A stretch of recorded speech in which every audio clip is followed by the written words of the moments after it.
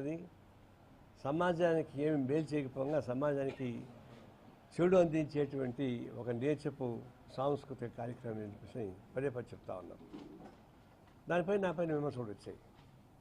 కానీ నేను చెప్పేది ఒకటే, ఆ బిగ్ బాస్లో ఉన్న నీతి ఏంటని, ఆ నీతి సమాజానికి ఏమైనా ఉపయోగపడుతుందా? 100 రోజుల పాటు పెద్ద గుహలో బంధించి వాళ్ళకి అన్ని రకాల సదుపాయాలు కల్పించి అందరూ యువకులు యువతులే, ముసలోళ్ళు కాదు, పిల్లలు కాదు, తర్వాత అన్నా చెల్లెలు అక్క తమ్ముడు కాదు, మంచి యువకులు కూడా తీసుకెళ్ళి దాన్ని పడేస్తారు. వాళ్ళకి అన్ని రకాల సౌకర్యాలు కల్పిస్తారు. మరి యువకులు అన్ని రకాల సౌకర్యాలు కల్పించారంటారు, గుహలో పడేసి ఊరుకుంటారా? వాళ్ళకుండే సహజమైనటువంటి ప్రకృతి రియాక్షన్స్ ఉండవా? ఏం తప్పులు చేయరా? కొంత తప్పులే చేయరు అనుకుందాం. కానీ 100 రోజుల పాటు యువత ఒక గృహలో ఏం చేస్తారని చెప్పేసి అనేటువంటి చర్చ రాదా? నేను ఎగ్జాంపుల్ చెప్పాను. ఇప్పుడు ఏ బైరాగపడ్డ ఉంది, ఈ హాల్ ఉంది, ఇప్పుడు 8 మంది ఆడవాళ్ళ అమ్మాయిని తీసుకుని లోపల పెట్టి తాళం వేసి పెడితే మరి కమ్యూనిస్ట్ పార్టీ ఆఫీసు, స్వచ్ఛంద ఆఫీసు చాలా మంచి ఆఫీసు. మేము ఎంత చెప్పినా బయట ఏమనుకుంటారు, లోపల ఏమైనా జరుగుతున్నారో వ్యభిచారం అనుకుంటారు. అందువల్ల ఇట్లా చెడు హీనతతో కూడినటువంటి సంస్కృతి ఎందుకు ఉండాలా? దానికోసం ఎందుకు ఖర్చులు పెట్టాలా అని దాన్ని బ్యాన్ చేయమని చెప్పేసి మేము కోరాం. ముందు పోలీస్ స్టేషన్లో కేసు ఇస్తే తీసుకోలే. తర్వాత రాజేంద్ర నగర్ మేజిస్ట్రేట్ కోర్టుకు వేస్తే వాళ్ళు రిజెక్ట్ చేశారు. జిల్లా కోర్టుకు వేస్తే వాళ్ళు రిజెక్ట్ చేశారు. చివరికి హైకోర్టుకు వేశారు. హైకోర్టు వేశాక ఎన్నేళ్ళ తర్వాత నోటీస్ వచ్చింది వాళ్ళకి? మేము ఇచ్చింది దాదాపు 5-6 ఏళ్ళు అయిపోయింది. నేను మీకు పంపిస్తున్నా. ఇప్పుడు వాళ్ళు నోటీస్ పంపించారు. నాగార్జునకి, బిగ్ బాస్ సంబంధించిన ఎండీకి, అభిజిత్కి మేము కలిపి 4 నోటీసులు పంపించారు. వచ్చి సమాధానం చెప్పుకోమని చెప్పండి. మీరు సమాధానం చెప్తారా? మీరు లాయర్ని పంపించి చెప్తారా? మీరైతే సమాధానం చెప్పాల్సిందని చెప్పేసి అని హైకోర్టు నుంచి వాళ్ళకి తాకీదులు వచ్చాయి. ఆ కాపీ మీకు అందరికీ పంపించాను, ఇంకా మళ్ళీ పంపిస్తాను.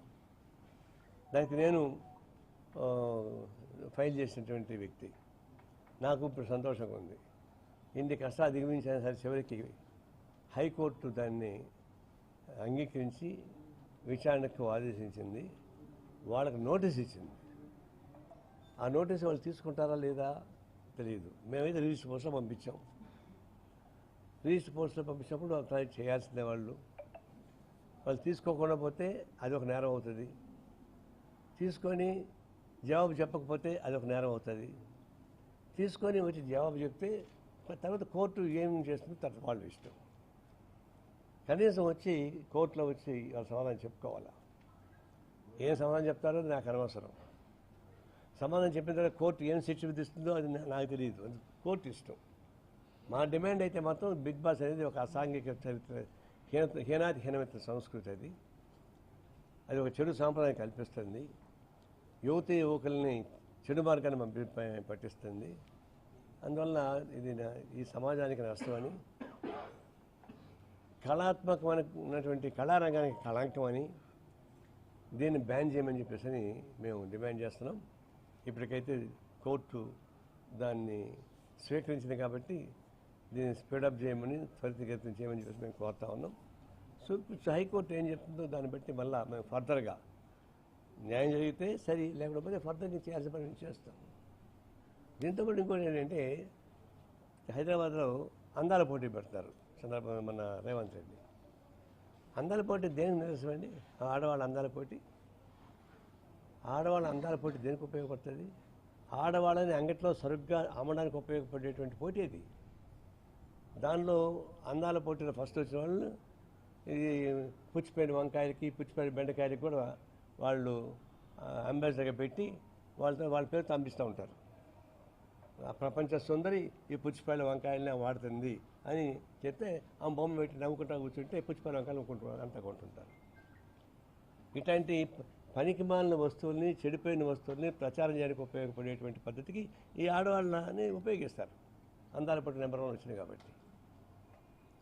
అంటే స్త్రీలని, పవిత్రమైన స్త్రీలు, మన భారతమాత ఎందుకంటే మనం పితృస్వామ్యం మాతృస్వామ్యం ఎందుకు చెప్తున్నాం మనం?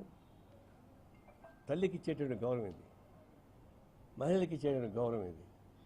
మహిళకి ఇచ్చే గౌరవం తీసుకెళ్ళి బీదలు పెట్టి బజారు పాలు చేసి అందాల పోటీలు పెట్టి అపహాస్యం చేస్తారా? వాళ్ళని వెలకట్టి అమ్మేస్తారా? దాన్ని వ్యాపారీకరణగా మారుస్తారా? పవిత్రమైన స్త్రీ జన్మని వ్యాపారీకరణగా మార్చడానికి ఉపయోగపడి హీనాతి అంది అది అందాల పోటీ. బిగ్ బాస్ అంత హీన చరిత్ర, అందాల పోటీ అంత హీన చరిత్ర. అదొక కార్పొరేట్ వ్యాపారీకరణ. అది వాళ్ళు ఉపయోగించిన వ్యాపార వేల కోట్ల రూపాయలు డబ్బులు సంపాదిస్తారు. అదేమంటే నేను 20 కోట్ల రూపాయలు ఖర్చు పెడతాను, బ్రహ్మాండంగా ప్రపంచవ్యాప్తంగా వస్తుంది, దాని టూరిజం పెరుగుతుంటాడు. మరి ఆ విచిత్రం. అందాల పోటీలో టూరిజం పెరుగుతుందా? టూరిజం మీరు కేరళలో పోయి చూడండి, టూరిజం ఎంత డెవలప్ చేశారు. ఆ విధంగా ఇక్కడ మన ఆంధ్రప్రదేశ్లో బ్రహ్మాండంగా ఉన్నాయి, మంచి మంచి ఆ టూరిజం డెవలప్ చేసుకున్నాయి. అంతేగాని ఈ అందాల పోటీలు పెట్టి తద్వారా టూరిజం పెరుగుతుంది అంటే దానికన్నా మించిన అవమానం ఇంకోవట్లేదు. ఇది స్త్రీ జాతికి అసహ్యం కలిగించేటువంటి వ్యవస్థ బిగ్ బాస్ కానీ అందాల పోటీ కానీ. ఈ రెండింటికి కమ్యూనిస్ట్ పార్టీ తీవ్రంగా నిరసిస్తుంది, వ్యతిరేకిస్తుంది.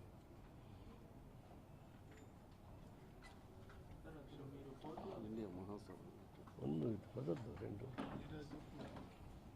ఏమండి నేను పంపిస్తాను నోటీసు. దాని ఈ బిగ్ బాస్ అనేది చాలా హీనమైన సంస్కృతికి నిదర్శనం. దీన్ని బ్యాన్ చేయండి అన్న. అయితే దాని వివరణ కూడా ఏం చెప్పారంటే, ప్రారంభంలో ఒక 3 హీరోయిన్ల బొమ్మల్ని పెడతాడు. పెట్టి నాగార్జున వచ్చి అభిజిత్ అనే హీరోని పిలిచి ఈ 3 అమ్మాయిల్లో ఎవరిని ముద్దు పెట్టుకుంటావు, ఎవరితో డేటింగ్ చేస్తావు, ఎవరిని పెళ్లి చేసుకుంటావు అని అడుగుతాడు. అయితే అభిజిత్ ఈ అమ్మాయిని ముద్దు పెట్టుకుంటా, ఈ అమ్మాయి డేటింగ్ చేస్తా, ఈ అమ్మాయిని పెళ్లి చేసుకుంటా అని చెప్పేసి అని చెప్తాడు. వాళ్ళ పేరు రుద్రే పాపం, వాళ్ళ ఫోటోలు పెట్టాడు. ఆ హీరోయిన్లు ఎవరిగా నాగార్జున కుటుంబాలు కాదు, వాళ్ళు మామూలు హీరోయిన్లు వాళ్ళు. అదే నాగార్జున కుటుంబంలో హీరోయిన్లు ఉన్నారు, వాళ్ళు పెట్టలే. నాకు అనిపించింది యువతకు ఇదే సంకేతం. అంటే ఒక అమ్మాయితో ముద్దు పెట్టుకోవచ్చు, ఇంకో అమ్మాయితో కలిసి తిరగచ్చు, ఇంకొక అమ్మాయిని పెళ్లి చేసుకోవచ్చా? ఇదే సంస్కృతి యూత్కి ఇచ్చేటువంటి సందేశం. ఇంతగా పెంచిన పల్లెకి మన సందేశం ఒకటి ఉందా? దాని మీద రియాక్ట్ అయ్యి నేను కోర్టులో పోలీస్ స్టేషన్లో కేసు వేసాను. పోలీస్ స్టేషన్ వాళ్ళు దండం పెట్టారు, మా వాళ్ళు కాదని. సింధు కోర్టుకి వెళ్ళా, వాళ్ళు దండం పెట్టి రిజెక్ట్ చేశారు. జిల్లా కోర్టుకి వెళ్ళా, వాళ్ళు రిజెక్ట్ చేశారు. హైకోర్టుకి వేస్తే ఇప్పుడు 3 ఏళ్ళ తర్వాత దాన్ని అడ్మిట్ చేసుకొని నోటీస్ జారీ చేస్తున్నారు. అప్పుడు చెప్పిన మీరు నోటీస్ జారీ చేయండి అని చెప్పినాం, ఎక్స్ప్లెనేషన్ చెప్పుకోమని చెప్పేసాను. కానీ బిగ్ బాస్ సంస్థ బహుశా దేశాన్ని కోరేటువంటి శక్తి ఉండేటుంది. చూడబోతే కార్పొరేట్ వ్యవస్థల కన్నా పెద్ద కార్పొరేట్గా ఉన్నట్టుంది. ప్రపంచవ్యాప్తంగా బిగ్గెస్ట్ ఆర్గనైజేషన్. దాని చూసి అందరూ భయపడుతున్నారు. ఎందుకు భయపడాలని? చీప్గా వ్యభిచారం చేయబాకండి, కాస్ట్లీగా వ్యభిచారం చేసుకోండి అని చెప్పడమే కదా ఇది. అద్దాల మేడలో కూర్చొని వ్యభిచారం చేస్తేనేమో అది గౌరవప్రదమైంది, గుడిసెలో కూర్చొని వ్యభిచారం చేస్తేనేమో అది అసహ్యమైందా? ఇదేంటి ఇది గొడవ? దాని మీద అసహ్యం వేసి అది చూసేటువంటి అనేక మంది చెడిపోతున్నారు. భార్యాభర్తలు కానివాళ్ళు ఒక ఏమాత్రం పడి ఉంటుంది, అది కూడా చూసాం కదా దీనిలో వాళ్ళు పంపించినటువంటి గిట్టింగ్లో. నేను ఒకటేమన్నానంటే, ఏమీ జరగలేదు, కెమెరాలు పెట్టాము, ఆ కెమెరాల వద్ద ఏమి జరగదన్నారు.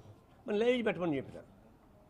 24 లైవ్ పెట్టండి, ఏం జరిగిందో తెలిసిపోద్దంటే లైవ్ పెట్టకుండా ఏం చేశారంటే వాళ్ళు సెలెక్టెడ్ ఐటమ్స్ లైవ్ పెట్టారు.